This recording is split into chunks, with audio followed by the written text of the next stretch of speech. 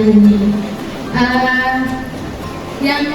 Yang mendasari atau yang menjadi alasan kenapa kita memilih Gampong Bayi Lapo ini untuk menjadi kegiatan pembinaan oleh Kabupaten hari ini, mungkin lebih mudah membangun komunikasi terutama dengan Ibu Ketua TPPKK-nya, Pak Keciknya, dan juga seluruh pengurus tim penggerak PKK-nya.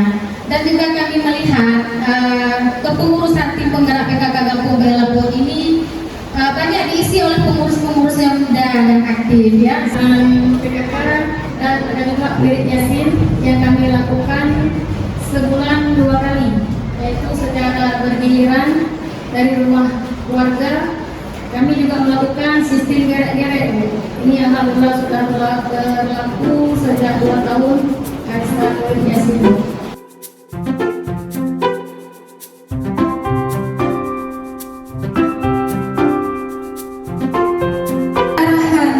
Tim penggerak PKK Kabupaten Aceh Besar kepada Nyonya Muhammad Iswanto, kami persilahkan. Pak Kecil, luar biasa hari ini saya sungguh-sungguh terhipnotis Pak. Saya lagi sound tapi melihat hidangan yang disajikan di kampung ini kayaknya tergugah ini. Hari ini luar biasa, sama sekali no plastik. Boleh aplausnya buat Kecamatan Kampung. Terima kasih banyak.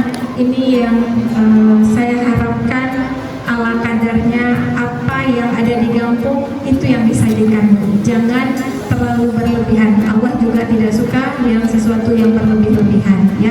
Ini luar biasa Bu Camat. Ini saya yakin ini semua karena pembinaan Bu Ketua TPPKK Kecamatan. Kemungkinan kita yang membina, kita juga yang bisa belajar atau adopsi dari kampung-kampung ataupun kecamatan yang kita bina. Kemudian